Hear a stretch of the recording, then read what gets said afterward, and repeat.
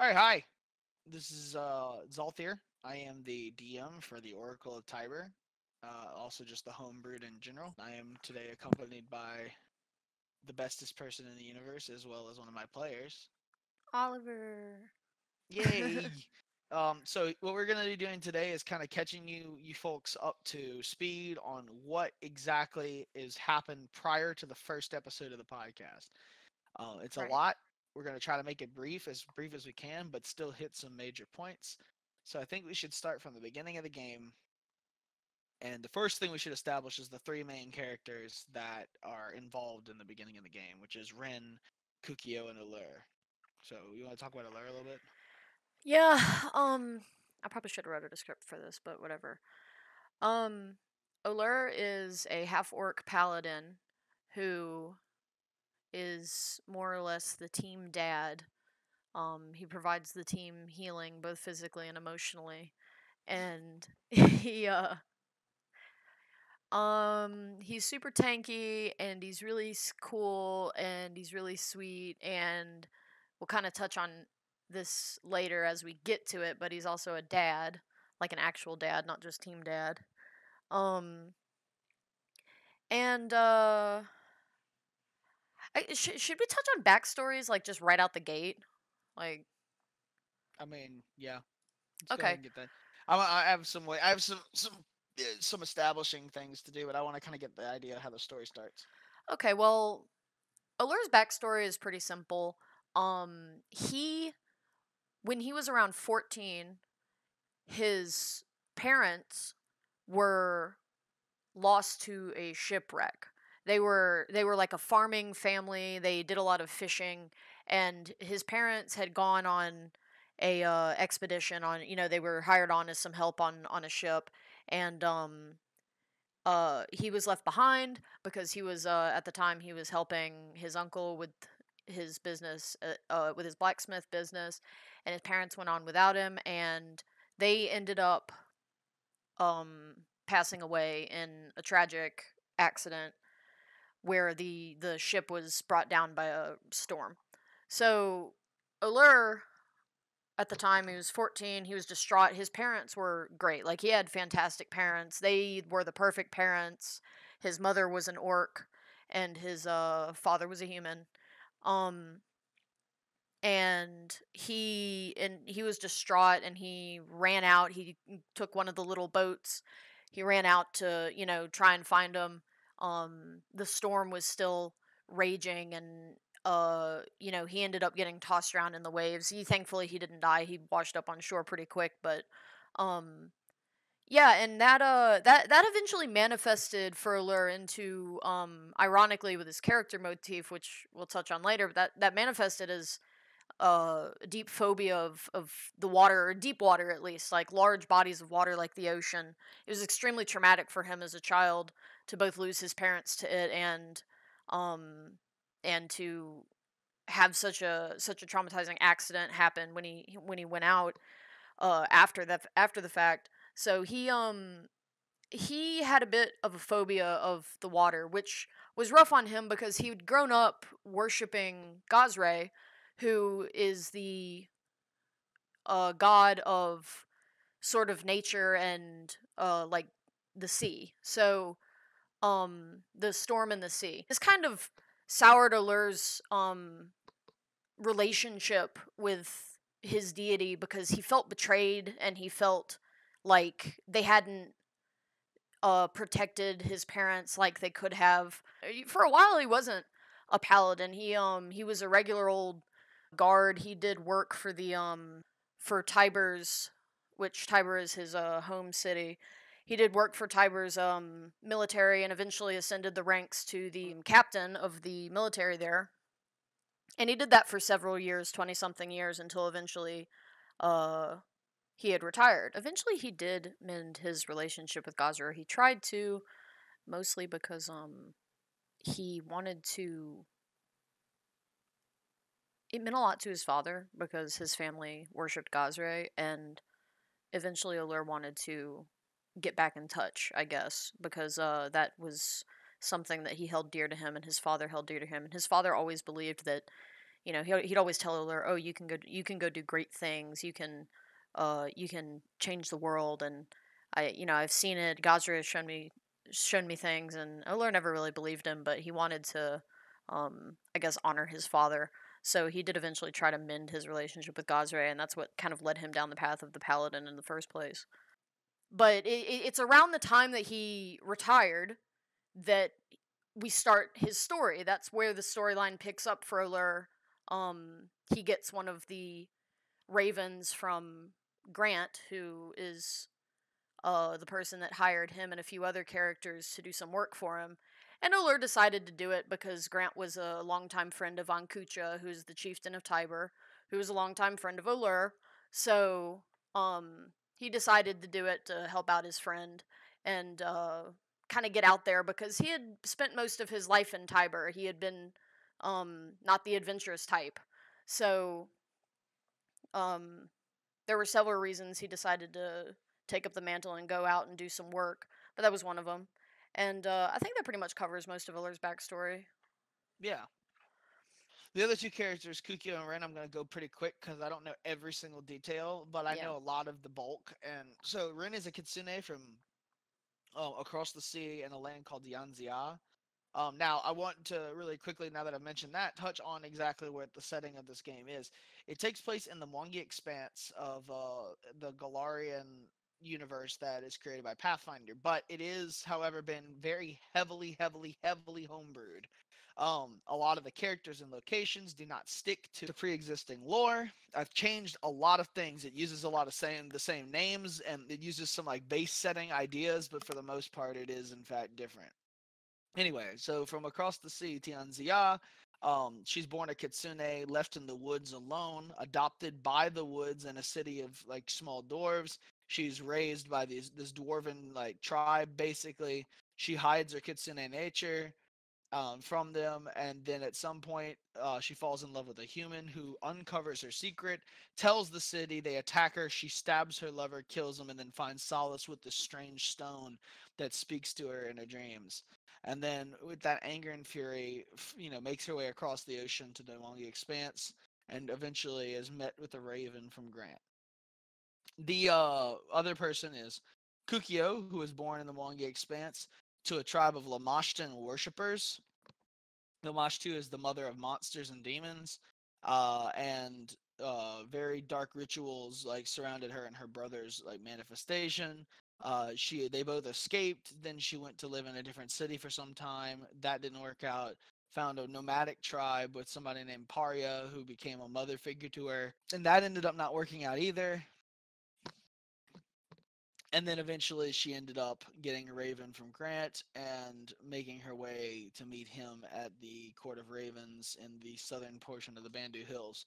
Now, all that in the way, the first thing that happens to our party is they get letters from Lord Sebastian Grant, who is this person who identifies himself as the Duke of Ravens or the Duke of the Court of Ravens, and he is a collector of sorts of artifacts, and he wants to know more about the Expanse and is willing to pay strong-armed individuals and guides to go out into the Expanse, gather information and artifacts and treasure, and bring them back to him. And he'll be willing to pay a significant fee as well as a salary to these people for getting it done. Allure volunteers as the guide, with Kukio kind of as a backup, and then Ren kind of volunteers as the vanguard, as the protector of the expedition. And they make their way into the Mwangi Expanse for the first time. And after some trials and tribulations, they find their way to Tiber, and Olur introduces them to the chieftain Ankucha. And right as that happens, they run into their first obstacle, which is a giant purple mist breathing Tyrannosaurus Rex by the name of Scale. And this was like their first real conflict. Yeah, Scale was like the first main boss, pretty much. Yeah, and the group does manage to defeat Scale, and after doing so, they bring some stuff back to Tiber for research. That's also after that's where we got our first the tokens of resurrection, those silver coins that they got from yeah. Ankucha. In payment for bringing Scale down. Mm-hmm. So they managed to become like minor folk heroes because of taking down a menace from the northern jungles. So after the party gets back from defeating Scale and they send off all of his stuff for research, they actually start looking around and they get commissioned to go with the Aspis Consortium, which is a counter organization to the Pathfinder Society, and research like a fallen temple of Lamashtu and stuff. They managed to go and do that, but during their time spent with the small group that they were interacting with along the way, they run into a mysterious figure who's clad in like heavy leathers and like a iron mask, who goes by the name of Steel, but there's no like identifying information about this person. They stay extremely quiet. Um, upon some investigation, they find this person in the back of like a corner of the woods, like lopping up a dead body basically into pieces. It looks some kind of like malformed body, and they have their suspicions that there might be something afoot, and confirm that with some stolen documentation, that there is in fact something afoot. And after arriving at the temple, they challenge the people to a fight, knowing what they're up to, and it goes south really quick. Actually, I think it was more Nocturne and Tauren ended up attacking us. Yeah, like because I they think was thought. it Tauren turned Nocturne No, into you're like a right. You're crazy right. Yeah, werewolf or some shit. Yeah. they lured you into a dark room. They attempted to Yeah. fight you. They ran. Steel, You or the person guys we knew got as Steel, out. wasn't there, but she actually ended up coming in the middle of that fight and dealing the killing blow to Nocturne. And we were like, "Hey, what's up?" Because she was with them. Um and then that's when she revealed herself to be Steel, who she worked with the Pathfinder Society. And she was sent in to do some undercover work in the Aspis Consortium and find out pretty much exactly what we found out. So that's when Steel actually ended up joining our party. And Steel is cool as shit, okay? Like, she's this short little purplish tiefling, and she does most of her fighting with her fists. I believe her class is Brawler, but, yeah, she just punches everything to death pretty much. And, she's kind of become the party mom because she is down to earth. She tends to be unbiased and have good opinions on things, and she's just scary enough to intimidate people with a look or so. And she tends to keep people in check. So Steel is amazing, and I love her, and she's very deadpan and sarcastic, but, she's not, like, completely void of any enjoyment. She laughs and has fun just like everybody else, but, she tends to be a little more reserved. But, yeah, she's cool. I like her. Mm-hmm. And some rituals were left incomplete, and the party left, and went back to the house with went back to the city. Oh, that also reminds me that on their way back to the city, that's when everybody was like super like grody and stuff, and so everybody was like bathing, and there was like a river, and the group got attacked by werewolves, and Oler had to fight naked. Yeah, they had to fight werewolves naked. But they did eventually make it back to the city. And after spending some time there and getting a visit from Grant, they then eventually departed south. Actually, the Festival of the West? Silver Flame happened.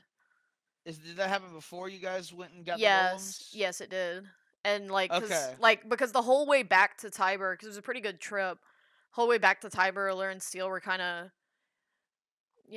talking, hitting it up a little, and then at the festival there's Silver Flame, which is something that rolled around It's rolls around basically in the winter festival in Tiber. right, and we came back just in time for that, and everybody got drunk as hell. A bunch of people got tattoos. Like it was it was crazy. And then Alert and Steel ended up having like a one night stand sort of thing, and Yeah, that was that was odd. something. But after the Festival of the Silver Flame, That was actually when Grant visited during the festival, and I think he got a little tipsy and danced with Kukio. I think But so too. yeah.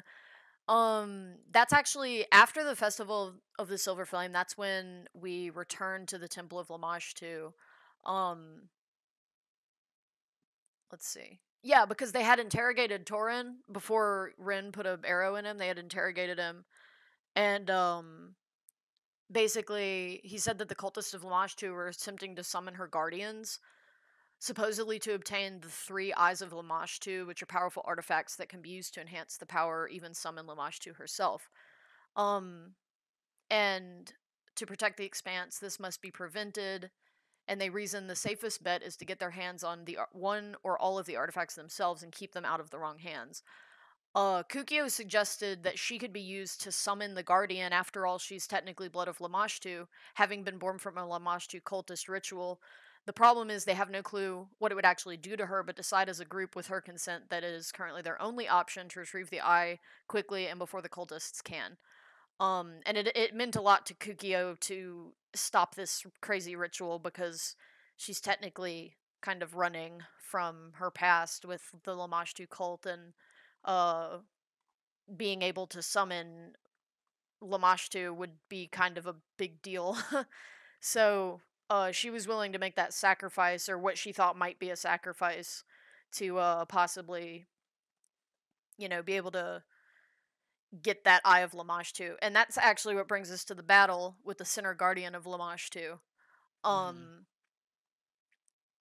Kukio uses her blood to finish the unfinished rune in the temple, and when it's activated, that's when that like gross ass thing like burst out of Kukio's chest. Remember, it was like a big spider, and it like Kukio was like hanging off of it, and it was, it started attacking us, and we had to fight it, and we eventually found out that its eye, it had this huge eye on its head, this one big eye, and we eventually reasoned that that was the actual artifact itself. So we started making attacks at the eye, trying to knock the artifact out of its head. Olur managed to get it like partway out, but then Uganga, which is Kukio's brother, who is pretty much just a gorilla, Uganga ends up with his last bit of strength, because up to this point he had been really beaten down and like poisoned by this thing, and he manages to rip out the eye, and that kills the creature immediately. But then but just as Kukio wakes up, as she drops to the ground, just as she wakes up, Uganga ended up passing away from the poison. And she's devastated, obviously, by this, but we had one of the resurrection tokens, and we used that to bring Uganga back. And let me see. Let me read over these notes real quick. Oh, and after that whole crazy fight, that's when they meet Zethune. Like on their way back from the Lamashtu temple, they encounter this big blue dragon, or he's a young blue dragon, but he's still big, and it's like being attacked by something, but not actually like it's being like struck by lightning and like attacked as it's trying to like fly away. And we find out that he has angered Gazre by we never got really details on that, but essentially it had something to do with a temple by Gazre. He must have maybe taken something from the temple or something. And he ended up angering Gazre, so Allure just happened to be in the right place at the right time, and Zethune was magically bound to Allure as his divine mount, because after the Battle of Lamashtu, he had reached the level to get a divine mount, so Gabe just decided, hey, we'll give him a blue dragon. And that was really freaking cool. So Zethune was bound to Allure, so he essentially follows the same mechanics as a divine mount. He can be summoned and unsummoned, and if he dies, he goes on cooldown for like so many days, and then he can be resummoned again. But he basically, he doesn't have to do what Olur says, but he cannot harm Olur. Like, he can't zap him with lightning or hit him with his claws. He could technically fly him up in the air and drop him, but that's pretty much it. He can't harm Olur or his friends, and at first he did try. But yeah, their relationship was very tenuous in the beginning. In fact, Allure doesn't actually summon him again for a long time, because Allure wasn't really sure how to handle it. But because Allure felt like he was kind of being punished too. But yeah, so that ended up happening, and then after that, let's see, we obtained the relic, the Eye of Lamashtu, which we ended up we go back to Tiber, and we have another meeting with Grant. We kind of catch him up with everything that's going on. We don't give him the Eye of Lamashtu because it's a super, like, it's not just a relic, it's something that can be used. So we decided to give it to the, like, seers and stuff in the temple in Tiber to look over it and keep it safe and study it and stuff like that.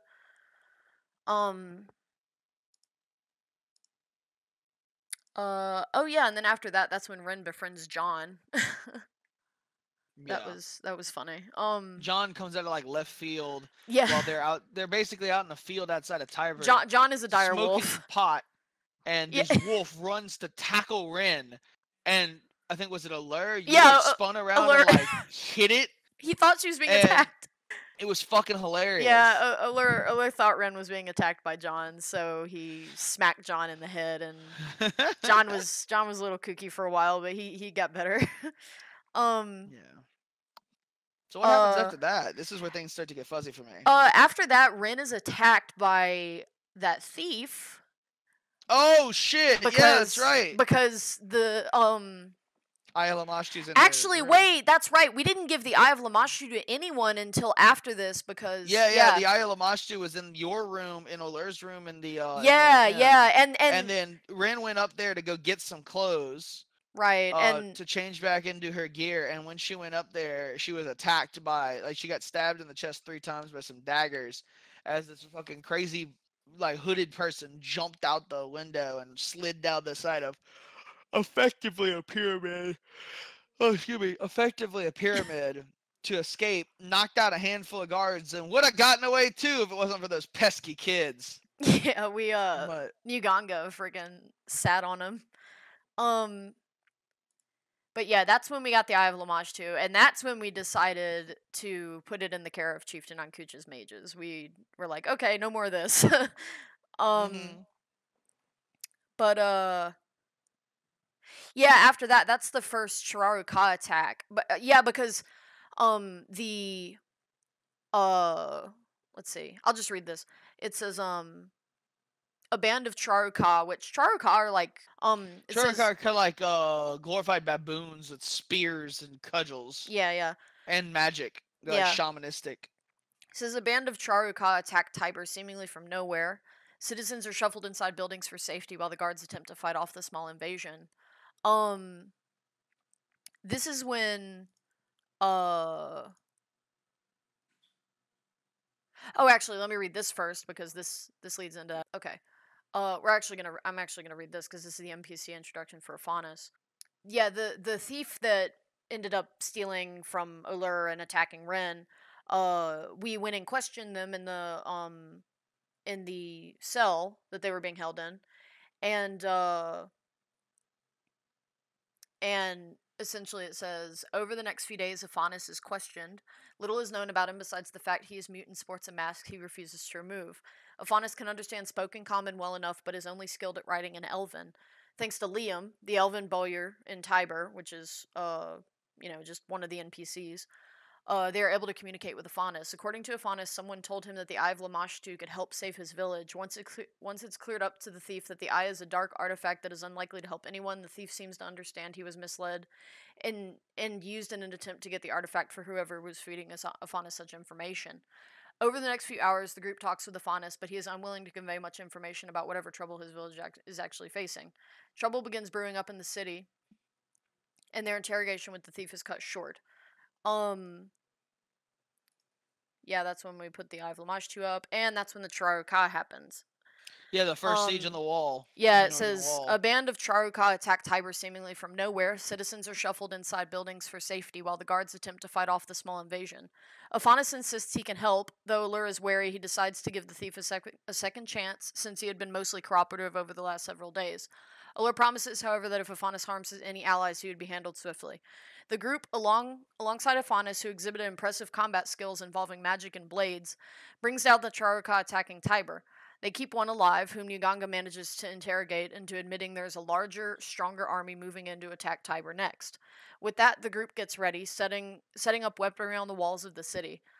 Aphanis seems to stick around with the crew throughout all this, and eventually they promise him that if he wishes to stick around, they'll eventually try to address whatever is wrong with his village and try to help him. But they have matters to attend to first. Allure and Kukyo want to scout the encampment of Chiraruka, planning to attack, but need another horse to do so, considering their last one was killed when Zethun attacked. And yeah, that's when we go and find we go to try and get another horse, and it turns out that the guy who runs it, Zon, is missing, and his son is worried.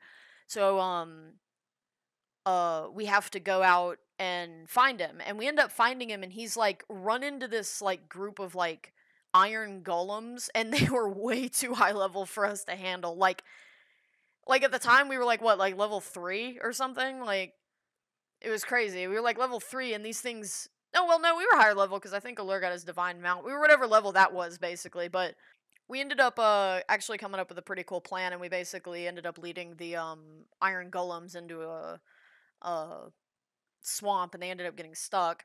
And when we came back, Grant was checking in when we came back, so we kind of filled him in on everything that was going on. We tell him about the Eye of Lamage too, but like we had already put it away and everything, and then we also mentioned the iron golems and everything, and he said he'd go check it out because he was interested in the land out there. So, and that's when Allure and Kukyo get together and scout the encampment of Chiraruka.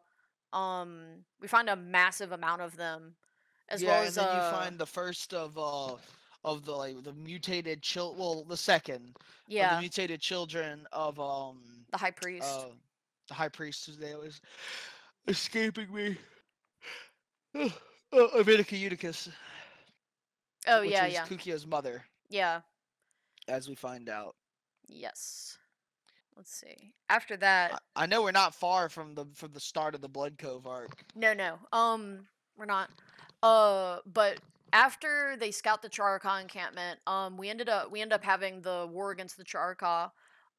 We were expecting them, so we set up like, good defenses and stuff. We got everybody in the city in a safe spot to hide. And a huge battle is held at the walls of Tiber, and we managed to fend it off. We do pretty well, actually. I don't think anybody died.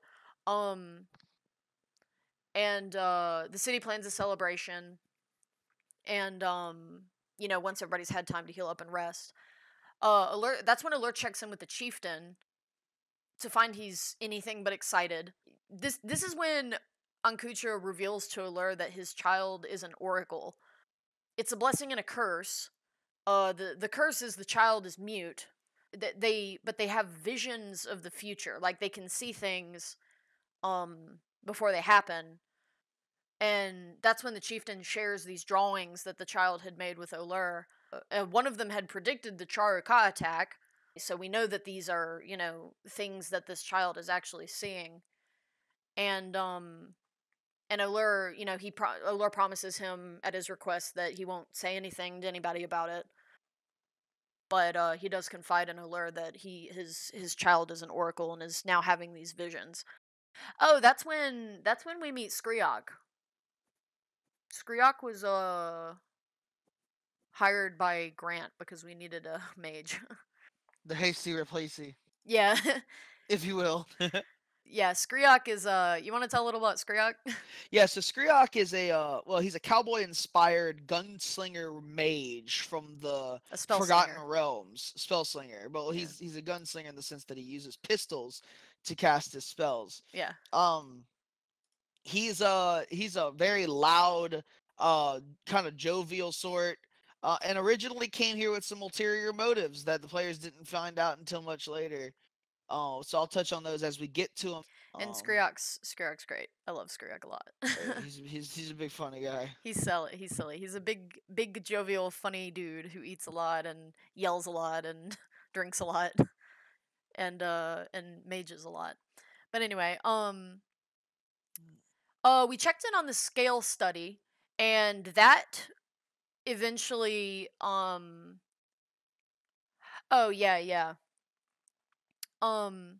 Like I said, right around here is where it starts to get really fuzzy for me. Yeah, I'm reading. Hold on. Okay, yeah.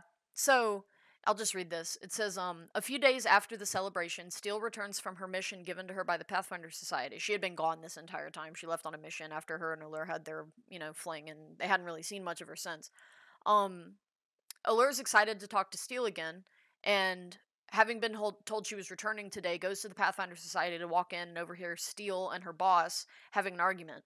Steele's being sent off to yet another quest right after returning, so Allure steps in and offers to help in hopes that maybe it'll shorten up the quest. He's recruited into the Pathfinder Society, but he declines.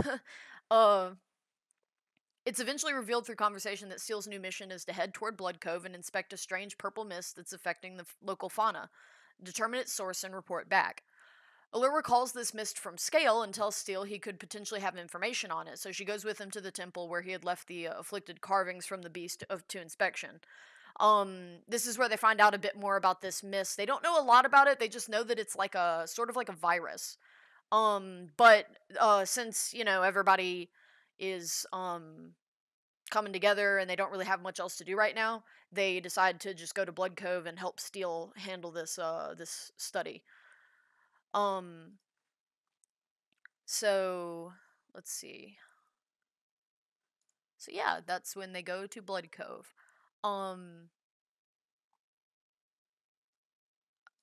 Oh yeah, this is Free Station. NPC introduction, Lord Dryle. Oh, he's a hoot. Anyway, we should probably actually go into the entire history of him.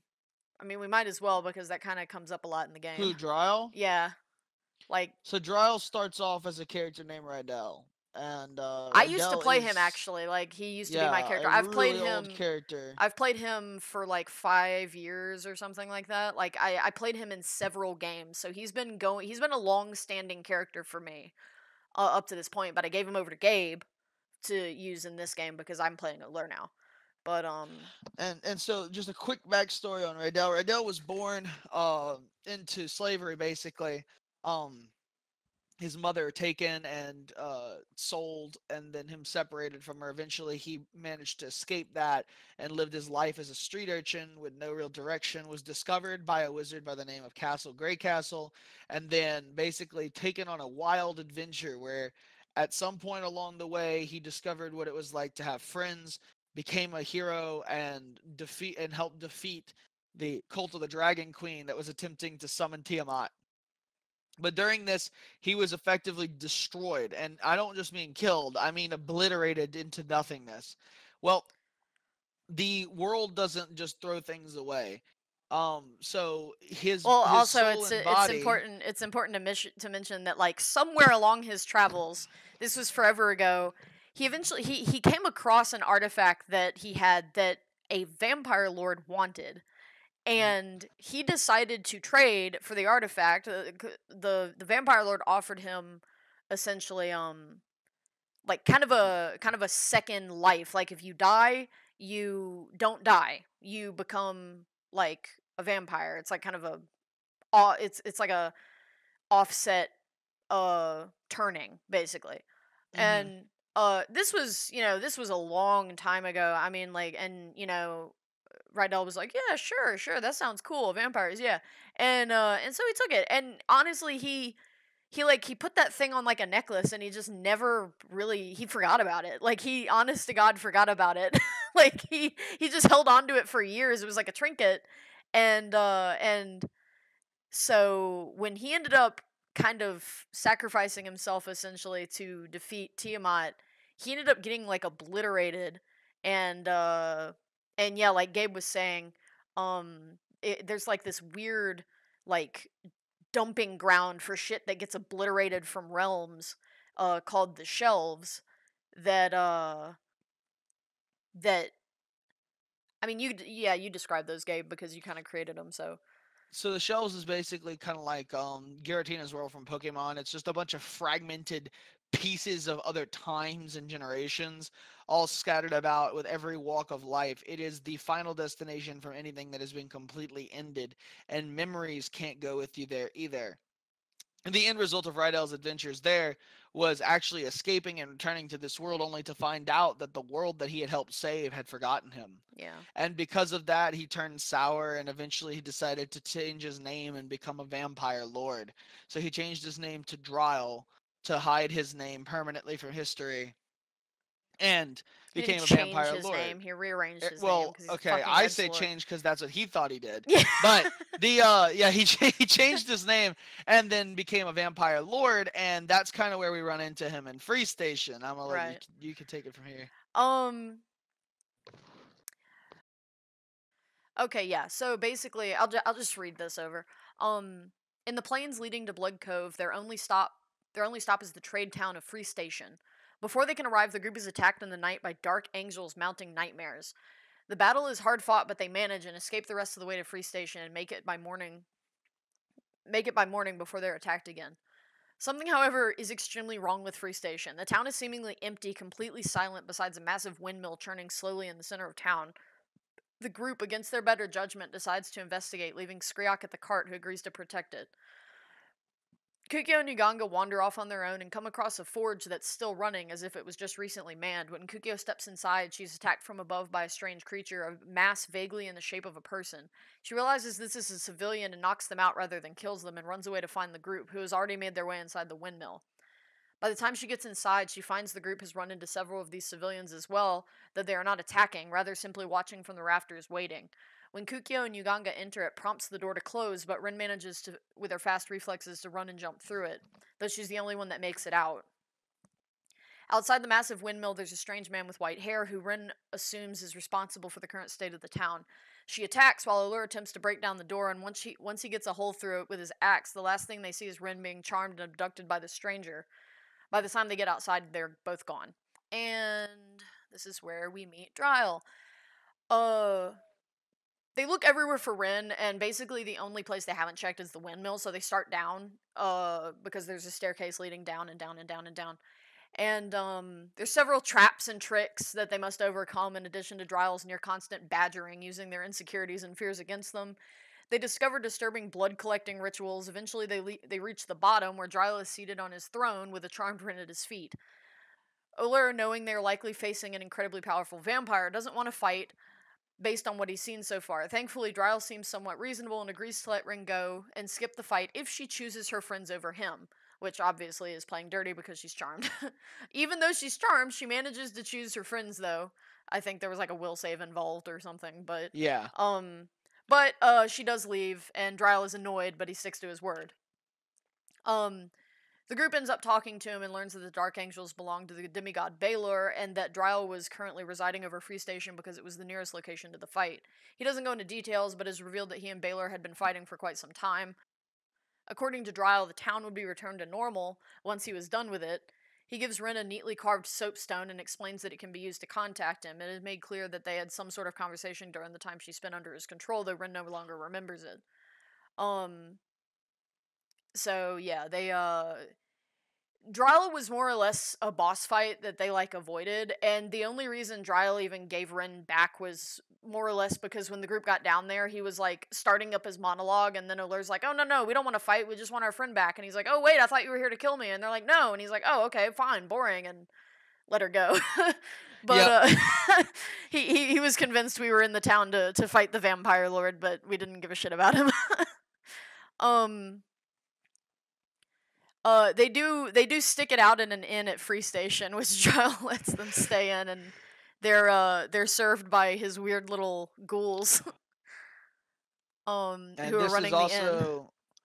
This is also where Steel reveals that Baylor, which by the way I want to make a quick correction, is a fallen god, not a demigod. Oh, really? Okay. Yeah, Baylor actually is Steel's father. Yeah, she reveals this to Allure.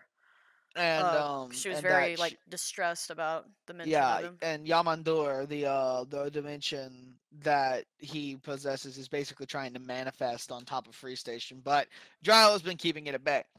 Thankfully, that aside, they get their wits about them and they make their way across a bridge, encountering a very funny fishman named I still Troll. have that clip.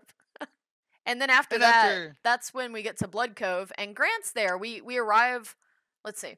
Upon arriving at Blood Cove, the group first makes a visit to the nearest inn to secure a place to sleep. Upon entering, Oler notices the familiar face of Grant at one of the tables in the tavern, sitting with a young-looking elf. As it turns out, Alagon, the elf arcanist, was recruited from the beginning along with the others, but he had to make a long journey across the sea and had only just arrived. Grant makes the meeting brief, introducing them to Alagon before continuing on his way. Before he leaves, Allure gives him a brief report of what they had come across on their way here, including the angels and the odd happenings at Free Station. Grant leaves, and Alagon is forced to awkwardly introduce himself. His small stature and timid nature immediately cause the group to pick on him, asking him about his combat prowess. When Alagon admits he has absolutely zero combat expertise, they begin to wonder why he was even recruited, but Allure trusts Grant wouldn't stick them with baggage. After effectively scaring the boy to death with all the stories of werewolves, eldritch horrors, and other monstrosities they have faced, they get around to actually getting to know one another. Skriok takes to Alagon immediately, and vice versa. And that's where we meet Alagon. yeah. So Alagon is a elf from across the sea in a made up continent called the Arkenwild that is known for their like war bearing, like they're elves that are they're like Yeah, they're that are big, burly. masters of land combat. They're incredibly good mounted combatants as well as like Mhm. melee combatants and archers. They don't really use magic. Alagon's like the black sheep in the family because he's like obsessed with magic and studying and all sorts of things. Um, and that's part of why Grant picked him out. So he comes across the ocean with zero combat skill whatsoever to help these fuckos out. Yeah, but Alagon's a good boy, and he A precious boy. yeah, he must be protected. A perfect boy. That's actually when we meet Magdalene, who's the very pretty, nice lady who runs the inn, and she's was she like Elven? I can't remember. No, she was human. She She was just had human? really pretty eyes. Yeah, she had like really pretty purple eyes. She was really cool. But yeah, we end up meeting Magdalene. She becomes a pretty good character because she's kind of that innkeeper. She knows what's going on in the city. She keeps up with all Well, and the the rumors players and... stay in the city for a really Oh long yeah, time. we stay there for a long time. So we stay at the inn, and she kind of cuts us a deal, and and we end up staying in the inn above the tavern, and she kind of keeps us in the loop with what's going on. And So while she takes care of everybody, the first day a griffin attacks the city, that is seemingly like shrouded in this black mist. And right, this whole basically fight goes down. They defeat the griffin, and after they do so, thinking that the fight's over, they begin to approach it, but it gets back up and is twice as furious as the first time they fought it. right. And it's got like Um, these like it's like eyes are like sunken and like purple and glowy, and it's like breathing mist, and mhm. it's breathing the purple mist, and it's really creepy. It's like a pretty much like a zombie almost. And so the quest begins to figure out what the fuck this shit is. And the players actually already knew a little bit about this purple mist because the very first fight that they did in the story that was significant was against Scale, who was also had this purple mist surrounding him. Right. So this is all starting to come to a head, and Mhm. they find out that a lot of the monsters that are headed this way, that are coated in this purple mist, have been coming from the ruins of Boali, which is to the northwest of Blood Cove along a different coast. Right. Yeah, they actually start working with the Pathfinder Society, who they have a branch in Blood Cove, and we start working with them. Yeah, so as for the actual the virus itself, pretty much as soon as Alagon starts like gathering materials and stuff, and like he gets super invested. Like this is like he starts studying this weird virus thing. He works with the Pathfinder Society. He gets better. He starts practicing alchemy and all that stuff, and and Alagon's use to the party starts becoming very evident because he knows everything. You ask him a question about something, and He's got like a the walking, answer. talking encyclopedia. Yeah, he is walking, talking Wikipedia. It's nuts. Like, the kid knows everything. So that's pretty much, why Grant threw the kid in, because we needed something like that because we're all fucking dumb. Yeah, let's get to Rin's mistake. Okay, so Rin goes shopping and visits a dwarven boyar by the name of Grom. His striking similarity to a dark person in her past sends her into an episode, and she succumbs to a violent outburst and stabs him in the shoulder with an arrow when he approaches her. He screams for help, and it startles her, and she runs off. So basically, Allure starts looking around for his adoptive, air quote, adoptive daughter. Yeah. And finds out that the guards are looking for her as well. Knowing this, they eventually do find her at the inn that they're staying at, and she admits to having committed a crime, and Allure basically says, hey, you got to either turn yourself in or you can't really go out in the town anymore. It's going to be a big shit if we don't get this handled. So she decides to do the right thing and goes with Allure to turn herself in for a conversation with the guy who she had harmed. But that night, before any of that can go down, Kukio sneaks off and actually hides a bag of gold in Grom's house with a note. Whether or not it was supposed to be good or it actually worked out, it freaked them out for sure. Yeah. Grom basically goes ahead and is allowed to dictate Rin's punishment because she's the one who attacked him. And the the general idea or thought would be that because of what she had done, she would have her hand cut off, which was the original punishment. But because of some series of circumstances, or maybe it was her story, it goes unknown exactly why he made the decision he made. Yeah, it goes into her backstory. She ends up explaining, because he asked why. That was his biggest question. Like, why did you attack me? I didn't do anything to you. And she goes into explaining that the village that she and her lover had been like living in was like a dwarven village, and they were the ones that chased her off and attacked her when it was revealed what she was, because where she was from, and this dwarven village in particular, they didn't like her kind. They thought that it was magic, it was profane, or she was a thief, or she was evil, or whatever. And so she's got a lot of trauma involving dwarves and stuff like that, and she wasn't expecting to see a dwarf here because they're not very common around the Mwangi Expanse. That's probably one of the reasons she came here. Yeah, there's only a handful of them, period. Like, right. I think we've only met like 4 in the entire game. She does apologize, and she acknowledges that she did wrong and she shouldn't have done it, but she does explain why. And he his alternative punishment was that she has to come and work with him and work off her debt, basically, and at his shop. Try to get more accustomed to working around dwarves. And during this time, the character Afanis becomes more involved with Rin. They begin talking more through the use of this piece of paper that it can translate. To... It translates what Afanis writes. It was something that Afanis had gotten along our trip. It translates what Afanis writes into common and into something that Rin can understand. And they've been talking a lot. And Afanis basically, by this point, has been tagging along exclusively to Rin.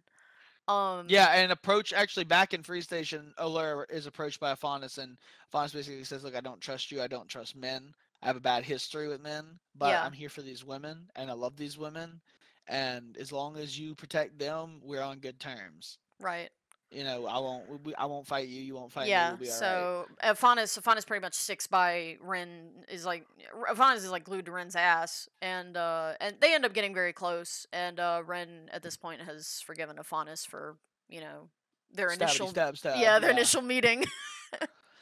As the kids say, dagger, dagger, dagger. Yeah. Thank you, Liam O'Brien. so yeah, that happens, and then the Oh, group discovers during a beachside adventure with Allure, he begins the process of attempting to deal with his fear of the water. right, because Blood Cove was actually It's where his parents died. yeah, it's like that. It's like off the coast of Blood Cove, and it's like it's a port town, so it's like right on the sea. Like literally, most of Blood Cove is on docks. So Yeah. yeah. So I'd also like to mention. I'd also like to mention that something that's important because we get a lot of them is Grant's Ravens. When Grant is not meeting with the party, like he has been, like we've been mentioning, he sends them messages through Raven. And these ravens are like magical. Like he can send messages through them, so when they, talk, it's Grant's voice. Um, he can send like like resources, and letters and all sorts of things. And keep an eye on the party. yeah, like, they all can sorts even of speak things. directly with Grant through these things, like through you know And this is a pretty frequent form of communication between them and their employer. right, yeah. And what happens at this point in the story is that they decide, before they decide to go to the ruins of Boali to check out these, to basically capture some infected Chararuka that they've heard of being down there, they make Alure's making his trip down beachside, Right. and they get in and Allure is like trying to deal with his fear of the water. He has a vision, and after he snaps out of this vision, he notices something just barely tucked away under the dockside, just billowing in the tide. And it is a chest, and inside of it are some clues that point to a old pirate captain of the ship that his parents died on, a retired pirate captain of the ship that his parents died on, called the Death's Toll, that um that has like a bunch of clues pointing to some kind of treasure he apparently buried. And this actually points to Boali. So Oler gathers up that they do a little research in town, and they make their way to Boali to go and investigate this situation. Go for it. Okay, here. So I'll pick up at the ruins of Boali. This is when we get to Boali. The party decides to go check out Boali for themselves and see if the virus has spread any more than the Pathfinder Society has described. They arrive at the ruined city of Boali in a massive crumbled society that once stood proud on the cliffs against the ocean. The stone roads are cracked and partially destroyed, the walls pulled down, buildings sunken in. Several ships once docked in a harbor are crashed up against the rocky cliffs. An uncomfortable mist has settled across the ruins, but they seem to be entirely empty. The most prominent landmark they spot is a massive crumbled lighthouse on the edge of the cliff, but otherwise nothing of interest yet. The party sneaks around the ruins for some time, leaving Skirok to guard the cart, and don't come up much with any actual findings. Alur casts Detect Evil to see if he can find a lead on anything, and is shocked to find a massive presence underneath the ruins. When it begins moving, he orders everyone to stay quiet, and they hide away in one of the ruined buildings. Peeking out, Alur sees it emerge from what he assumes is a cliffside cave below, because it flies out and off into the sky, though they never see anything. Alagon reasons the only possible explanation is that it's a dragon casting some sort of invisibility spell in itself. To everyone's surprise, Alagon is the one that suggests they go explore its cave, the possibility of finding powerful magic items to study much more overpowering than his sense of self-preservation. Allure shoots down the idea immediately, but Alagon, Kukyo, and Uganga manage to sneak away on their own. They manage to sneak away on their way back to the cart and head over to the dragon cave. Allure, of course, chases them down, but by the time he gets there, they are already down on the beach, standing at the mouth of the cave. The Dragon's Cave. The party is faced with an absolutely massive cave system below, where an underground city has been erected with the apparent use of stone-shaped magic. Thanks to Kukyo's perception and Alagon's impressive ability to detect and disarm magical traps, the group gets far into the dragon's underground lair. They finally come across an incredibly large horde of Chiraraka, all infected, that they are huddled into a room protecting a door armed with several alarm spells. The group is convinced this is the dragon's gold horde, but are surprised to find the Chiraraka do not attack. However, they do watch the group intently. It is assumed that it is assumed that if the party steps past a certain threshold, there will be attacks, so they decide to turn around. They make it out without any sign of the dragon and empty-handed, but they do now know the layout of the dragon's lair and a potential lead to the source of the virus, the dragon owning the lair they'd just entered. When the party emerges, some of them wish to continue exploring, but Allure and Steele are adamant about going back, considering their job done. They found the source, and it's dangerous, and it needs to be handled. The rest of the group eventually agrees, and the party heads back to the cart where Skurak is awaiting.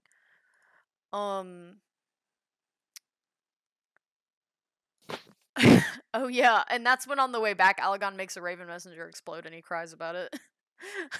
Yeah. That was really funny. But yeah, long story short, we got one of Grant's ravens, and this is the first time, besides the raven that Alagon initially got from Grant, this is the first time, and this is the closest he's seen the raven. So he wanted to pet it because he didn't get a chance to pet it before, and he's like, "Oh, can I pet you?" And the raven in Grant's voice is like, "Sure." And then Alagon like pets it, and it blows up into feathers, and Alagon starts crying. But because Grant's a butthole and likes playing pranks. But anyway, that's when Alagon got that black scale, and like that's kind of what leads into Alagon discovering more about this virus, and he actually has like direct proof that this dragon is probably responsible for But they can't figure out what the dragon's motive is or why it's doing what it's doing. right. And so a lot of this then eventually falls back to them deciding to look into that treasure that they had found on the beach. Yeah. And on their way back, Steele confronts O'Lure about something that she had been hiding. And that is that she is preggers. Oh yeah. And she's preggers with his Babin. Yeah, but yeah, and Steele revealing that she's pregnant is kind of a crazy deal because her and Allure up to this point were pretty much just friends. I mean, like they had that one night stand, and Allure had feelings for her, and I think she may have had feelings for Allure, but they never really acted on those feelings. And even at this point, the conversation becomes one of like, well, do we want to do anything about it, or right. are we just gonna let this kid be had and then see what happens from there? Yeah, and Allure steps up to the plate. He's like, I'm not gonna like ditch you. Like you can do what you want, but if you want me involved, I'm gonna be involved. Like, and she literally says, let's play it by ear. She says, I right. don't know you that well. I don't mind getting to know you, but we need to feel this out. And so they begin that process. That actually starts around here. There, yeah. And it actually, I think within the game world, it takes almost 2 months for them to really get close. Yeah, it does. And no, actually, they don't ever make it back to the city. They make it about halfway, and that's when they decide to spin around. Yeah, that's when they decide to spin around. Allure ends up. Oh wait, that's when Allure ends up having that commune with Gosray. And, yeah. And that comes to terms with the water. Right, cause like.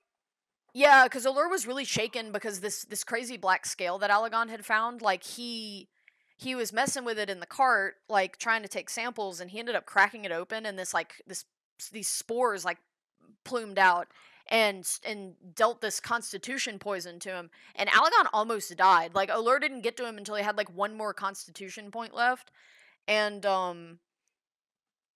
Allure managed to save him, but he almost died.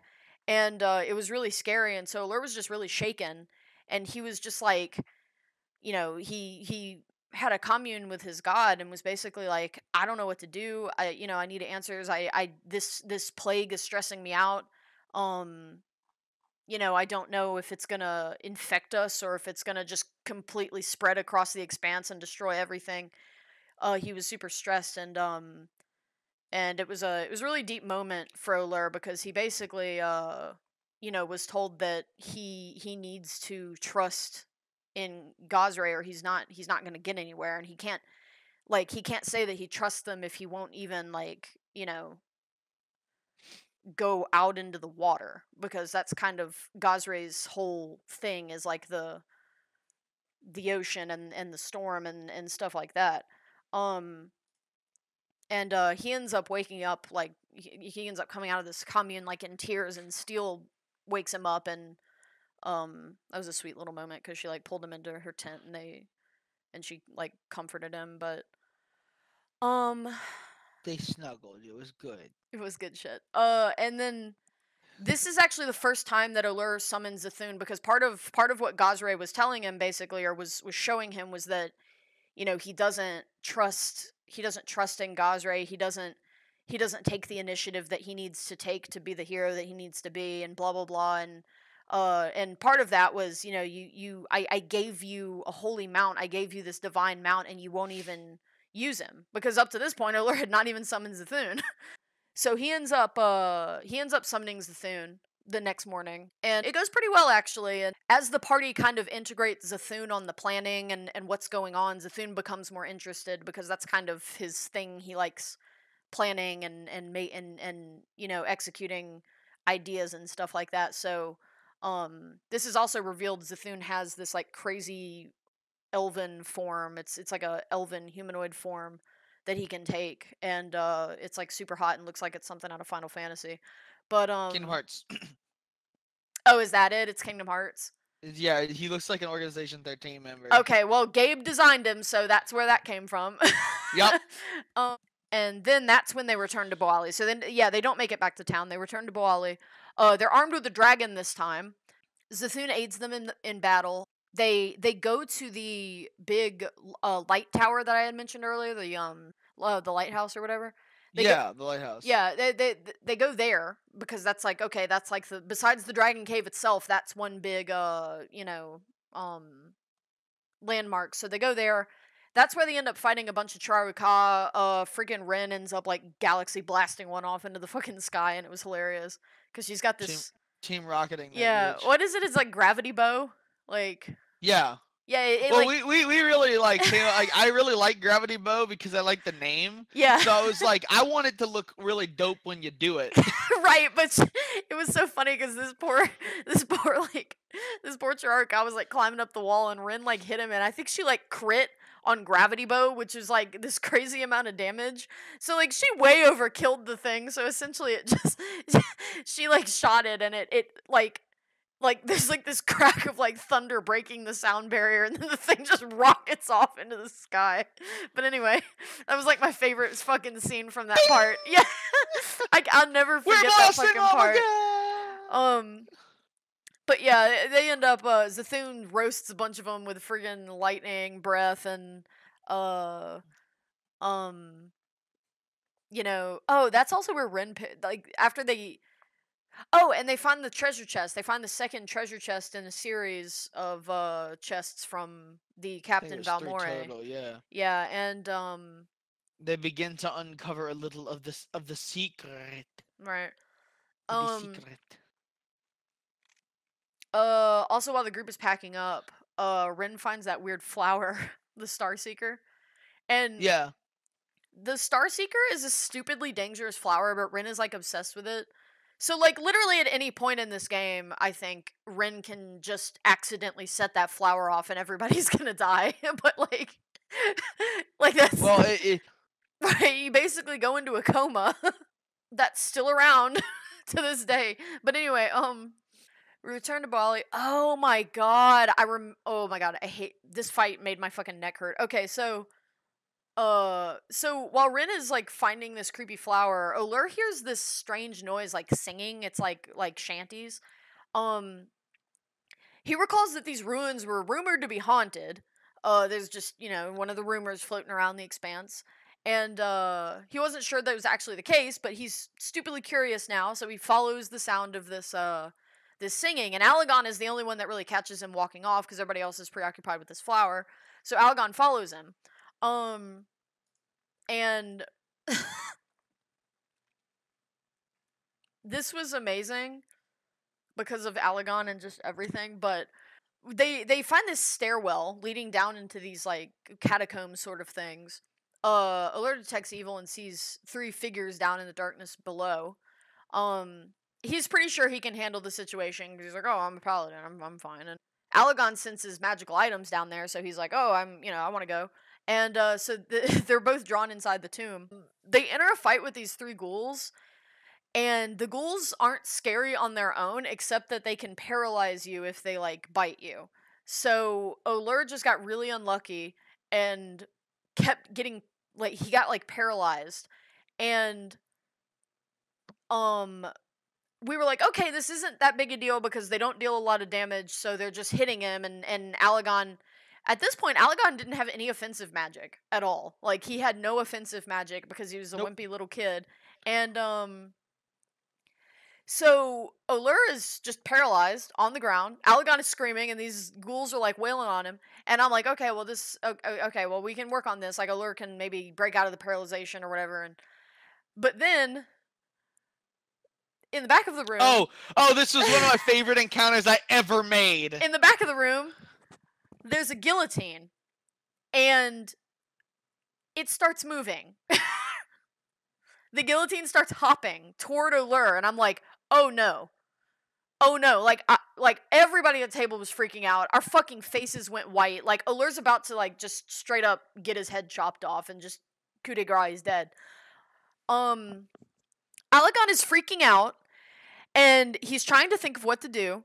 And, you know, he's going through in his head, what can I do? What can I do? And Justin is looking through his papers, what do I have? What do I have? And he remembers that when Grant left Blood Cove, he left Alagon with a robe of useful items. And in the robe of useful items, there are, like, patches on the inside of it. And 2 of the patches are for ladders. There's, like, it's like ladders, rope, basic stuff you'll need, like, in a, you know, in an adventuring situation. Yeah. So Alagon peels off a patch from his robe of useful things and throws it, and he manages to succeed the roll for this thing to fly in between the ghouls that have Olur pinned down inside the guillotine, and it poofs into a ladder and goes out and hits both the ghouls on either side of Olur and just slams them into the wall. And Olur manages to... He that's when he gets out of the paralysis. And he hops up out of the guillotine as the guillotine blade comes down. And, oh my god, it was wild. It was so good, dog. That was crazy. Like, and so, yeah, that's the story about how Alagon saved Ulur's life with a ladder. Yeah, after that, after the animated guillotine and all the crazy crap, we do return to Blood Cove. Alagon starts working on a cure for the virus that's been inflicted by the dragon. He starts, like, cracking open the scales and seeing, like, what he can figure out.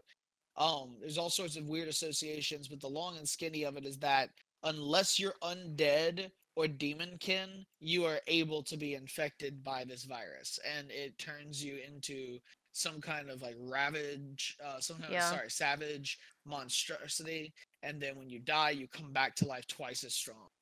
Yeah, also, Olur wasn't able to be infected because it classified under his weird, like, paladin resistance. Because it fell under the same type of stuff that, like werewolves and, like, lycanthropy and, like, vampirism and stuff, disease. which paladins can't be affected by. So... Boris and Nart, the two weird rats that Olur found, reveal themselves to be moon rats. Which okay, no, we need to explain Boris and Nart a little more, because basically Olur wanted a pet, and it was like kind of some downtime in Blood Cove. It was a little filler arc, and Olur wanted a pet, and so Rin went out and got him a rat, and you know, every time the rat would come in, Gabe would mention that there was something very wrong with this rat. And Olur didn't think anything about it, but Rin and Kukio were realizing that something was very, very wrong with this rat. But they revealed themselves to be moon rats, which are essentially rats that, when the moon is high in the sky and was a full moon, they are smart, and then as the moon, like, wanes, they get dumb again, and they turn into, like, normal rats. And you know, so yeah, they were very strange rats, and they kind of hang around the party for a while. Eventually they do reveal themselves, and they attempt to help the party solve the secret of Captain Balmore. Well, because they wanted the Tide Stone, which is a stone that they knew of that basically like interacted with the tide in the way that the moon does.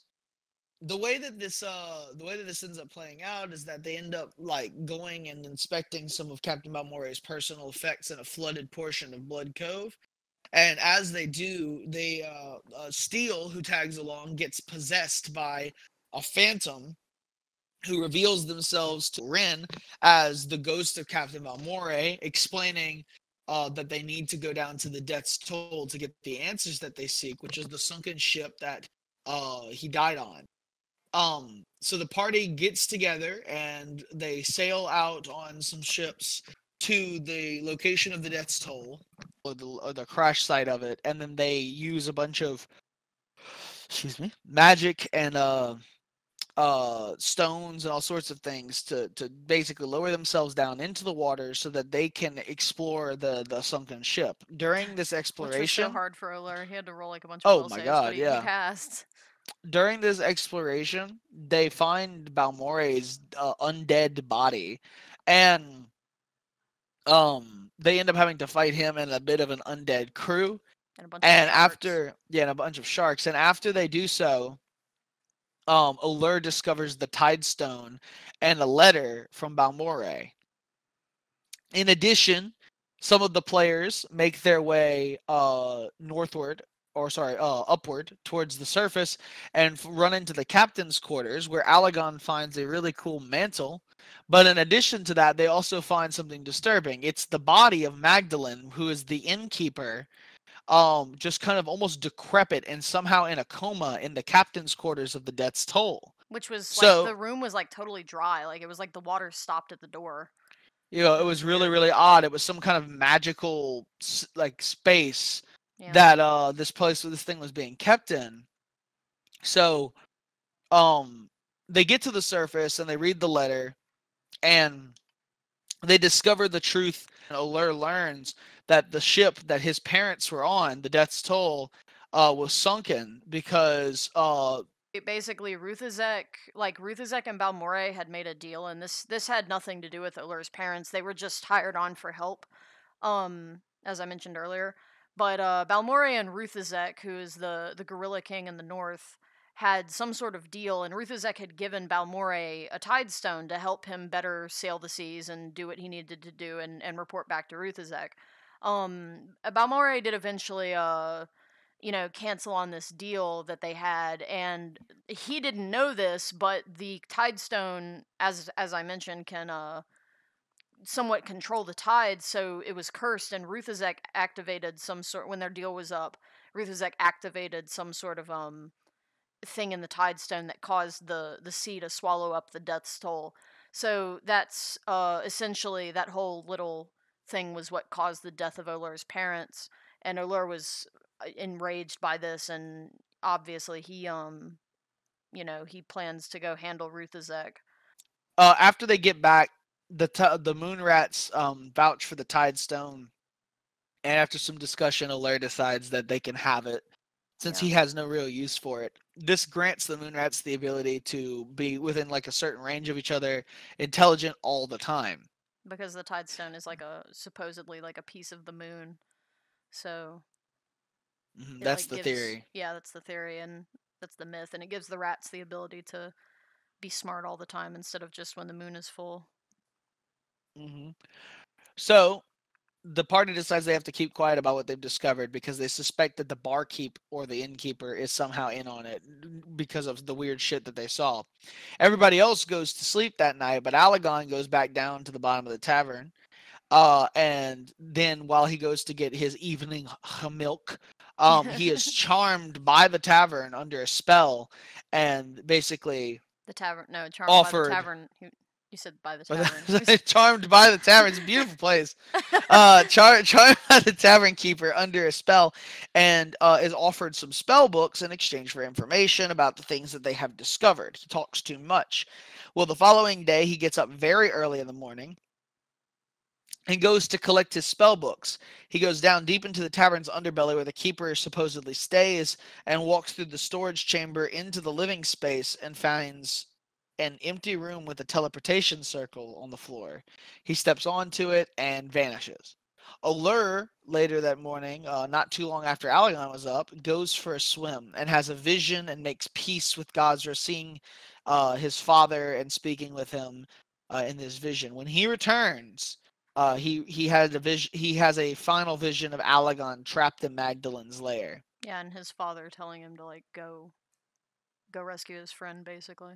But no, it's basically, yeah, it's revealed that Magdalene was the actual barkeep in humanoid form this entire time. The dragon was essentially watching them this entire time, and the tavern was her lair, or one of her lairs. Yeah. The group gears up to go find him. They search the tavern and they fight a group of infected Chiraru Ka and a barrel of monkeys, literally, to get to the circle. And as they fight to get to that teleportation circle, Alagon rolls 2 natural 20s to guess the activation word of the teleportation circle that Magdalene has him pinned to. And then he warps back to the bedroom that he entered originally. And immediately they destroy the circle. As Alagon rushes to explain what's going on, a sudden thunderous strike hits outside as the beating of wings takes the sky and the attack on Blood Cove begins. Allure and others then help evacuate as thousands of infected creatures descend upon the city, and the Pathfinder Society does everything they can to hold them off. Alagon runs to the labs at the Pathfinder Society buildings with Skriok to attempt to finish a cure. They're left behind in the chaos, and when the party is outside of Blood Cove, they get a head count and realize that they've abandoned the boys. Allure decides to go back with Zathun and Steel to find Alagon and Skriok. I just say the freaking scene where Allure like took off with Steel was so fucking good. Like you were playing like epic music and shit, and the cart was like going, and like people were running, and like people were crying, and Allure's like, he's like, I have to go back, I have to get him. We can't just leave him there. And Steel stands up and she's like, I'm going with you. And then Kukio's like, they're probably dead, right? There's no point in going back. Allure's like, well, I have to know for sure. I have to check. And so like Kukio and Ren are just like crying and hugging Allure, and he like turns around and grabs Steel, and they hop off the back of the cart as Zathun. And he summons Zathun. He summons Zathun, and Zathun like comes up out of the ground like water, like as if it's like water. Their water splashes up, and Zathun comes up out of the ground under Allure and Steel, and they take off.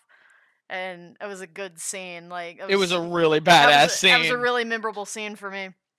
But it's a really cool scene. At some point, I would love to just do like an episode where we just recap some of everybody's favorite scenes. Yeah, we definitely need to. So in order to finish the cure, Skriok ends up having to defend the upper portion of the Pathfinder Society buildings. Alagon is like down in the lab. In the labs, Skriok was down there with him, and he heard the door being bust down up top and like all that screaming and stuff, and so he basically like chugs some whiskey and then pulls his guns out and tells Alagon that he's going to buy him some time, and then, goes out and goes up the stairs, and we hear like spells being cast and stuff, and that was really sad. Yeah. And whenever Allure and Steel descend upon Zathun at the Pathfinder Society building, Steel and Zathun like do like a 180 quartering of the front of the building, and just fight the fuck out of the undead, while Allure goes and looks for Alagon, and he finds Skriok's weak but still breathing body clutched in Alagon's unconscious arms. I mean, they're both just kind of barely alive. As they manage to escape, the players watch from a distance as Blood Cove is consumed by the shadows, and they send a raven out to Grant asking for assistance, who in return sends them scrolls that have these patches, kind of like the robe of useful things from earlier, that transform into resources, horses, knights, all sorts of stuff for them to gear up and head towards Nantambu. Right. During this time, Alagon wakes up. Yeah. Yeah, when he wakes up, he recounts what happened. Basically, while he was down there working on the cure, Skriok chugged an entire thing of whiskey, like we said a minute ago, and decided he was going to buy Alagon some more time. Alagon is rapidly working on the cure, and as the undead eventually overpower Skriok above, you can hear them making their way down the stairs. Alagon has barricaded and thrown spider web at the door to try to like hold it tight while he works, and the tied down monkey in the basement of the lab starts mocking him and laughing at him, because this is when Alagon discovers that Magdalene can see through the eyes of her infected. Yeah, they And had that. Yeah, they and were keeping that imprisoned infected Charaka for study. Yeah. and Alagon whips around and fireballs it, and then takes the cure and heads towards the door. And as the doors break down, he throws a bottle of the cure at them, and it instantly begins to just melt them. And Skriok is walking down the stairs as Alagon climbs through the broken hole in the door, and has his gun raised at Alagon's head. And Alagon rushes him and stabs him with a syringe full of the cure. And they wrestle to the ground, and Alagon's knocked unconscious as he hits the ground hard underneath Skriok's body. And that is actually how he saved Skriok's life. So the that's when we realized, that's when Alagon, because Skriok was basically he was the testing point, because Alagon wasn't sure what would happen when he injected somebody with it, but Skriok had already been infected, so there was only one thing to do, so he tried. And that's when we found out that if you do indeed inject it, or they ingest it in some way, the cure will indeed reverse the effects and return them to normal.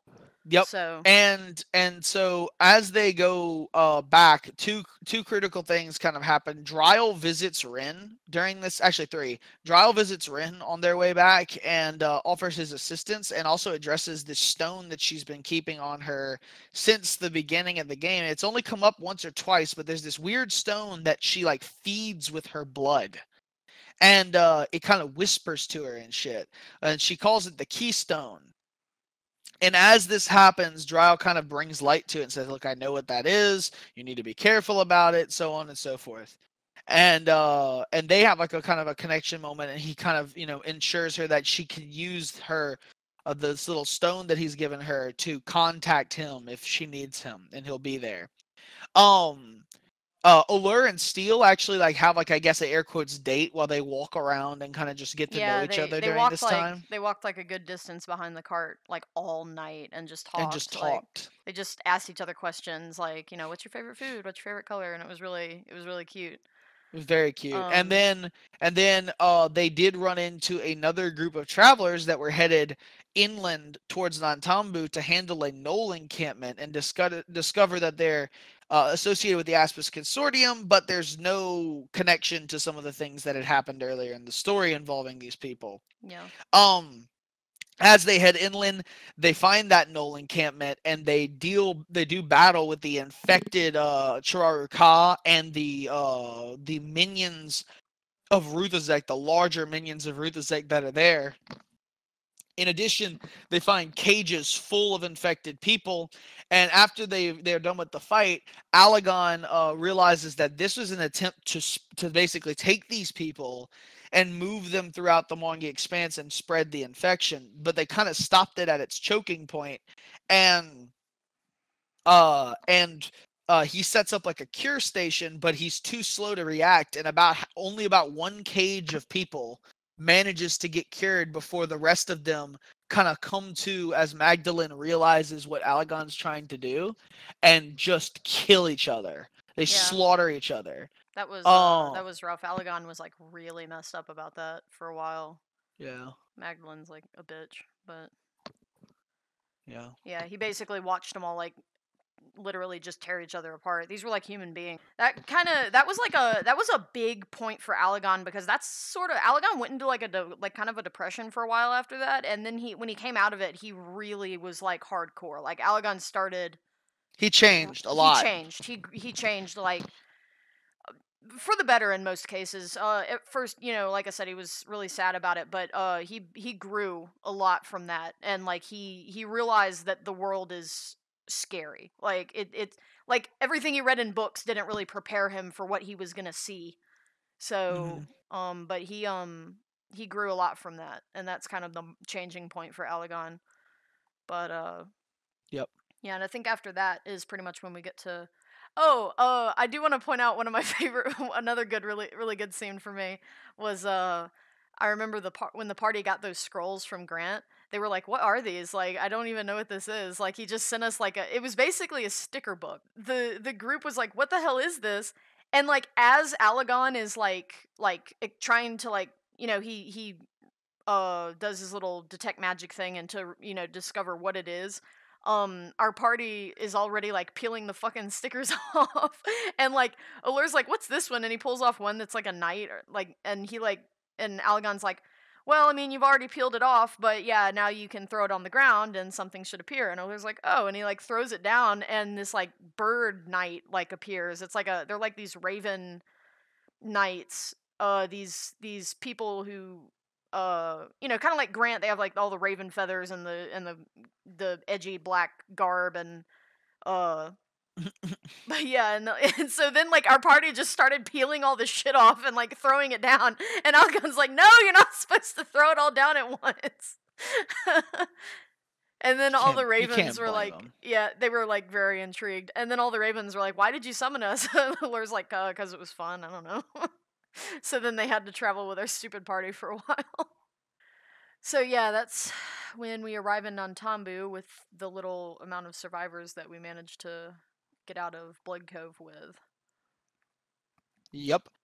And in Nantambu, they immediately Ola requests an audience with the chieftain, who is Ankucha's sister, Anirsa, and they ask if they can gather resources from her and her assistants for a counter raid on Blood Cove. They are basically shut down pretty quickly because there are there's no way that they can lend the resources, because all their resources have gone to something dealing with the resonant crystal that Nantambu is built around. A little bit of backstory about Nantambu. Yeah, there's 3 like rings that are built around basically a giant like cone-shaped hole in the ground, and they move up and down through these rings using a maglift system that's powered by like resonant crystals. Nantambu is a place of arcane power because it's built on a ley line, but in addition to that, this giant resonant crystal that has been there since the creation of the city serves as a giant arcane focus, and they're able to manipulate magic in a much more meaningful way because of it.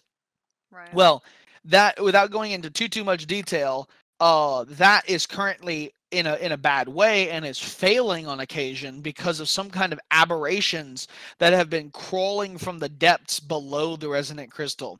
So the party basically agrees to go and help take care of this problem if the city will lend their resources to them after it's handled. And that seems to be something that we work out. During this time, Skriok actually reveals his true purpose for coming to the world of Golarion to Alagon, which is that he is hunting for the daughter of a hag, and if he can find them, he is supposed to take them back to the hag in the Forgotten Realms with the promise of powerful magics, and that he will share those powerful magics with Alagon because he wants his help. Well, Alagon agrees to help.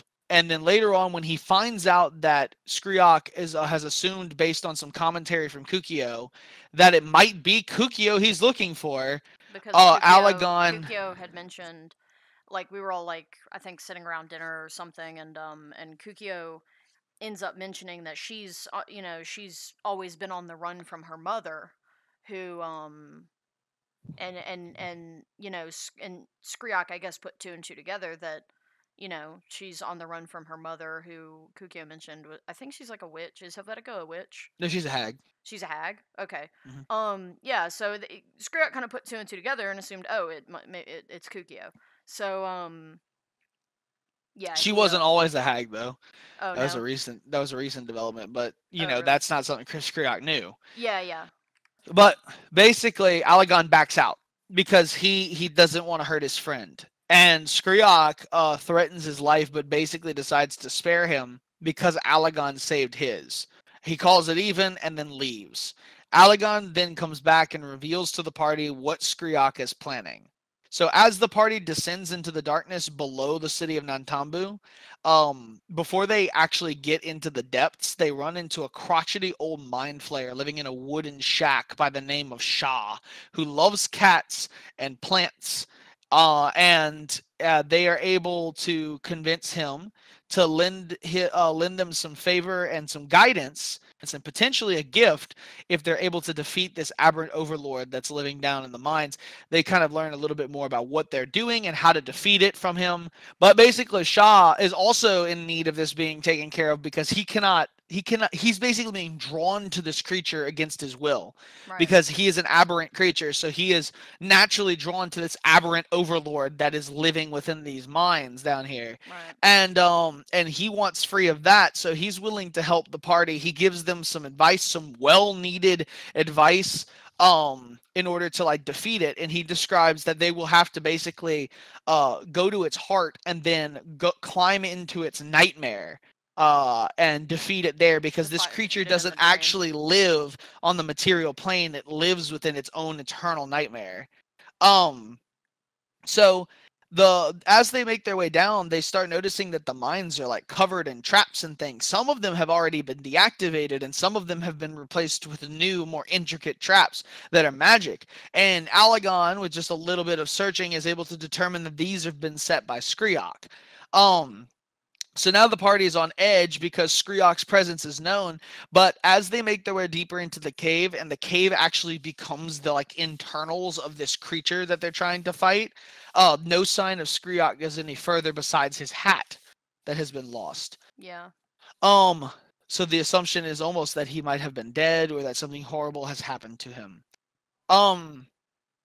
They basically find their way into these pods near the heart of the creature, and then as they sleep in them, they're brought into its eternal nightmare, which takes 3 days to cross the plane of into the yard of broken dreams, the boulevard of broken, and and they do some battle with some mini bosses, and then make their way into the tower, where this thing lives at the top, lording over, very Oblivion Gate style, this hell realm. And they do battle with this gigantic eldritch creature in a really cool fashion, where they fight like its tendrils as they burst from the ground, and its face is like a monstrous part of the wall that they can hit only when they've defeated so many tendrils, and blah blah blah. But they actually, that's what they do. They go do battle with it, and they do defeat it. And then as they make their way down to leave, they run into Skriok and come close to drawing weapons, but Skriok actually arrives with Zathun. Yeah, because Allure had summoned Zathun, but he didn't realize that Zathun couldn't be summoned into the dream. He got summoned outside of it. And had to find him. Yeah.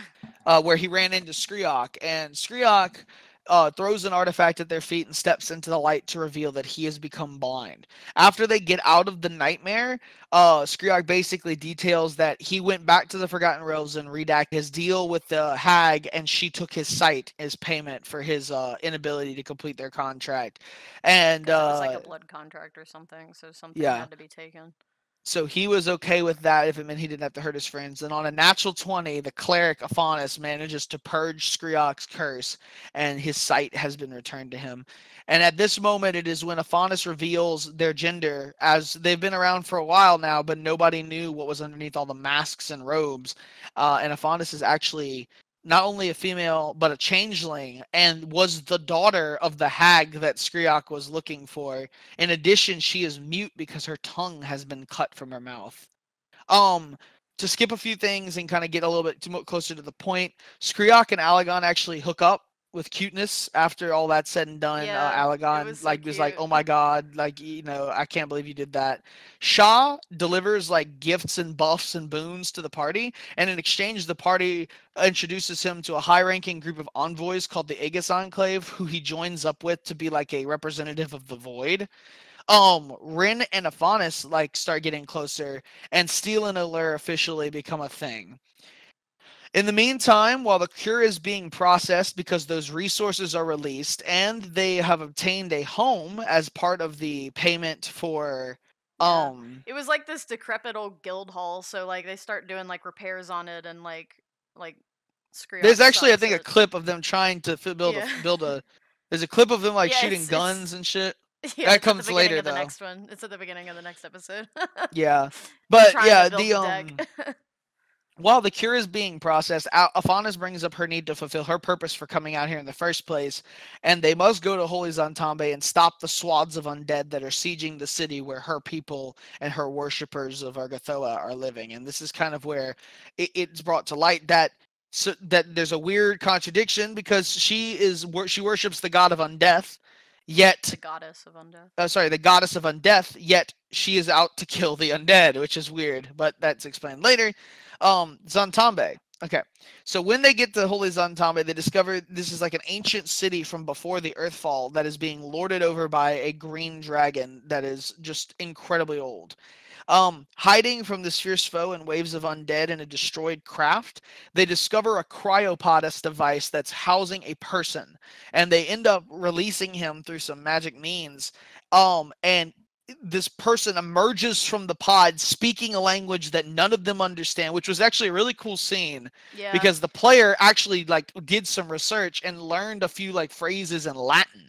Yeah, To like say cool. So that whenever he came out of the pod, he was speaking in a language that was literally a dead language and, like, to this world. His guns at him. He's from a civilization from long before the Earthfall, which is this civilization, Holy Zantambe. So before it was ruins, now it's ruins. But he gives them some insight into the city that they're in, and then decides. Yes, his name is Lupum. And he's played by our friend Adam. Adam. Or Adam, if you will. Adam. Or Adam. Adam. The he gives some insight into the city that they occupy and then decides to assist in purging the undead threat, but he insists that they appease the dragon first. So the party meets with the guardian of the city, and because she knows Afanas, she's willing to discuss this with them. And they come to terms that she's willing to part with one treasure per person who survives to the finding and defeating of the source of the undead scourge that is coming from the catacombs below. So the party gets together and they venture down to fight this gigantic corpse worm and encounter its owner, Zvict. Zvict is a lich from Lupum's past. Lupum actually has such a personal grudge with this character that he squares up and offers against literally a pistol duel with this person. He loses, but thankfully he doesn't lose his life because Olur outsmarts the lich and knocks the cave down around him. And they leave to recover and then come back and challenge him again. I think Rin actually dies in that fight. Right. Yeah. Which they bring her back with one of those coins of resurrection we talked about before. Mm-hmm. And so this is the second coin they've burned. Yeah, and they have one coin left. 2. I thought they got 3. You might be right. They have 1 now, and then they get 1 from the horde. That's right. Yeah. Olohimbe then offers up the reward, which is when they get 1 more coin. But Olur, the big thing that they find is Olur finds his first divine implement, which is Brine Guard. Did you mention that Olohimbe is her name, the green dragon? Perhaps not. So yes, her name is Olohimbe. She's the green dragon, and I have another thing to talk about her specifically before we finish. But Olur finds his first divine implement of his god, which is Brine Guard, the helmet that he wears, and Brine Guard allows him to like breathe underwater. He gets a lightning breath weapon. Lightning damage now heals him. It's like a bunch of crazy shit. Oh, also, I don't think we learned that secret about Olohimbe in this particular moment. No, I think that's later. I think that's later. Yes, I'm not gonna spoil that. When the party leaves Zantambe, Lupum agrees to meet up with them at a later date, and Olur gives him an updated map and shows him where to go. Yeah. Then the party heads back. Very outdated. Very outdated. About 20,000. Yeah. That's 11,000 years old. Yeah, it's very old. Yeah. Then they go back to Nantambu, and this is the shortest part because we're almost caught up with the podcast at this point. Yeah. Steel goes into labor and gives birth to a baby by the name of Khalil, which is named after Olur's father, I think. Yeah. Correct? Yeah, and she's a little girl. A little baby girl, half orc, half demon. Half tiefling, half orc, half tiefling. All badass. Half orc. No, it's like, I don't know, quarter orc, quarter tiefling, quarter human. I don't know, whatever. The party then decides to take a small break and gets back to curing the plague, and decides to hire some estranged people. That's when Nantambu starts like going into full swing, and she puts like all of her effort in doing that into like mass producing the cure for Allegon. And they start getting people trained, and they start like Pathfinder Society is getting all of their resources that they have together and sending out to other cities for help. And then the party decides to hire some estranged people from the city of Tiber and Blood Cove who need work. Okay, we need to talk about these people because I love them. Oh yeah. So first things first is they do some interviews with these people, and the first person that they run into is Cecil. You also need to mention Handyman. Oh yeah, we will. The first person that they run into is Cecil, and Cecil is an older man who is trying to just find something to kind of kill some of his time. He's in retirement, and but he starts taking up this babysitting gig, and hanging out with the party, and they almost immediately fall in love with him and take him. The second person that shows up is this like very weird stringy human being who offers himself up as a handyman. He goes by the name of Handyman, and he was here assuming that he was going to be buying the child.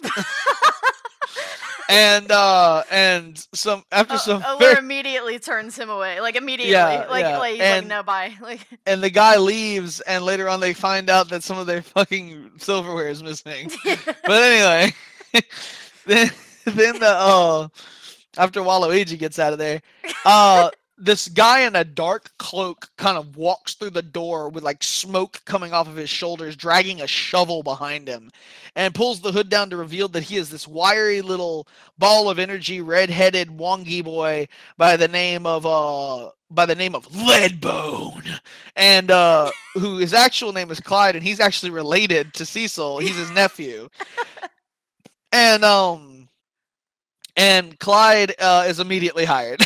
Yeah, pretty much. Allure thought he was cool. Well, no, it was really funny because at first Allure's like, okay, you look awesome and I love this look, but like, what can you actually do? Like, can you protect my kid? And Clyde's like, oh, I don't know. And so like, they go outside and Allure's like, okay, what can you do?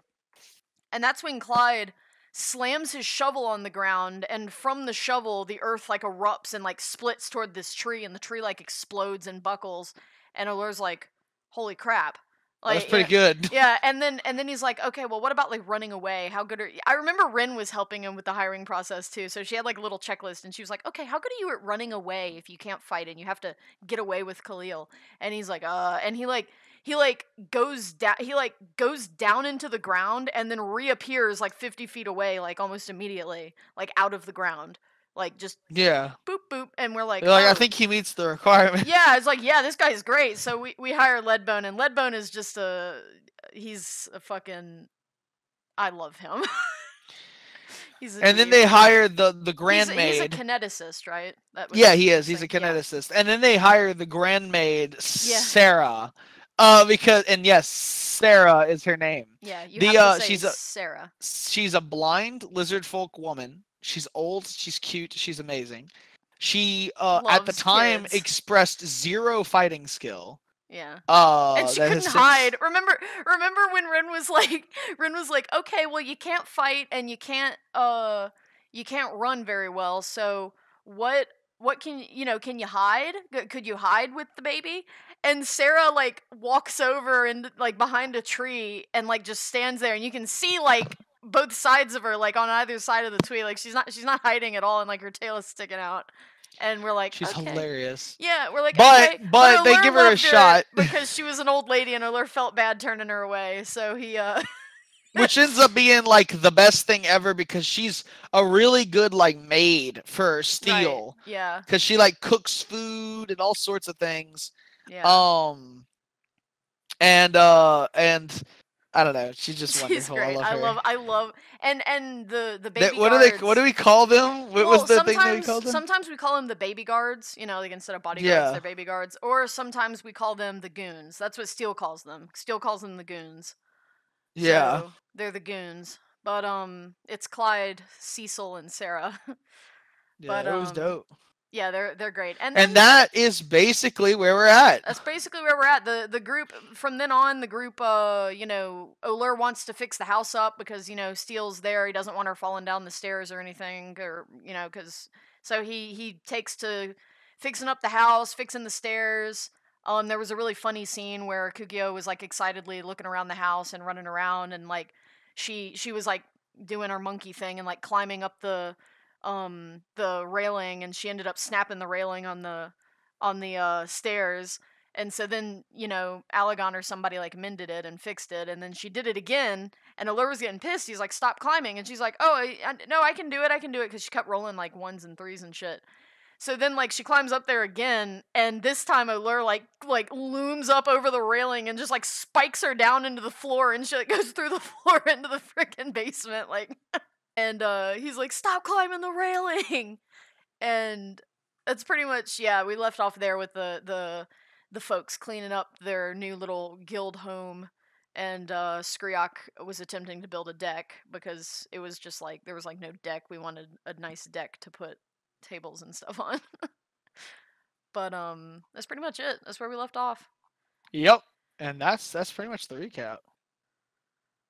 Well, I do want to apologize if you're still listening by now. I want to apologize for the first episode and pretty much a good amount of the episodes going forward aren't very high quality audio because we were recording on a Yeti mic.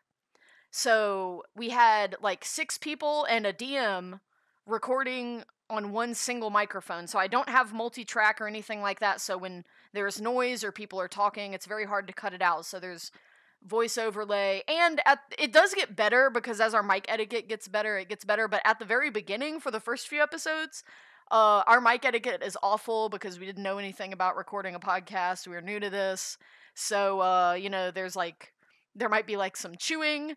It's gonna be ASMR, the Oracle of Tiber ASMR series for a while. Which we also have up on our Patreon. No. Yeah, but yeah, it's pretty bad, and I want to apologize, and I hope you put up with it, and it gets the point across. So, yeah, hopefully you enjoy that, and I apologize in advance. I think it'll be fun. I think that's pretty much it. But hey, so just real quick before let me actually real quick before before we move on, again, I'm Zalthir. You can find me on Twitter at Zalthir, XALTHIR, and this is Lutro. You can find them on Twitter at what? At Oliver Lutro. I'll put it. Yeah, not at Oliver Lutro. At Oliver. It's on the screen. Look. Look, there it is. Look away. Eyes. Go ahead, run. And I'll do the wrap up. So you guys are wonderful.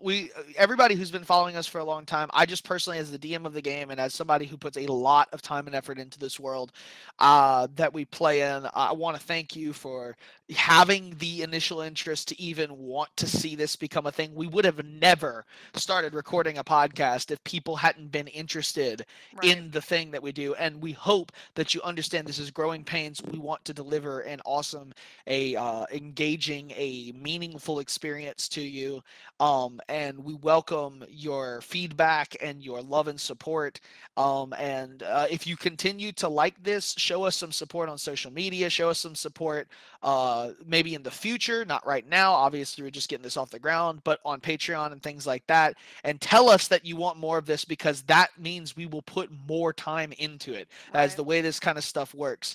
But the games go on regardless of whether or not you guys support us. So please, if you like it, your support means we will do more. So much love to you all. We already have the first campaign, Oracle of Tiber, is starting to wrap up. Yeah, so like you at guys, this point, it's pretty much. Yeah, you guys will actually have the whole campaign's content slow released to you. Probably when we get a schedule, you'll be the first to know about it. And you'll be able to enjoy that as it comes out. We would like to have a schedule for release and things like that, but we kind of have to get a gauge on what the audio editing process is going to take from Oliver and, things like that. So with all that said, I hope you guys enjoy. what you've heard so far. You're excited to hear more, and if you have any questions, at me on Twitter or at Oliver, and we will be more than happy that's to a take big care thing. of. I'll go ahead and put links stuff down in the bottom, and I'll put usernames and links on the screen. But if you have any questions, and if you want any elaborations, if there was a section of the storyline that interested you and you want to know more about that specific section, just let me know. Comment below, or go to best place is Tumblr. Go to the Tumblr or and send an DM ask. me on Twitter or at me on Twitter. Preferably at. And just ask, and just let us know what you think or what you want to know more of, and we'll be happy to answer. We trimmed a ton of the fat. This entire everything you heard in this video was over the process of like almost like a year. So this was a lot of content, and we literally just took the most important part. I want to reinstate one final thing about this. There are 4 main staples in this podcast that you should be looking forward to, and they're these.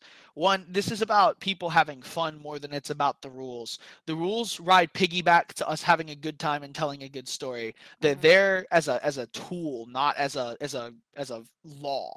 So we don't stick to them perfectly, but that's why we're called the homebrewed. That's the second thing. There's a lot of homebrewing. I make all kinds of stuff up, and near the end of this campaign, we basically abandoned Pathfinder altogether to kind of do some weird mixed system between it and 5e, just to make it through the end of the campaign.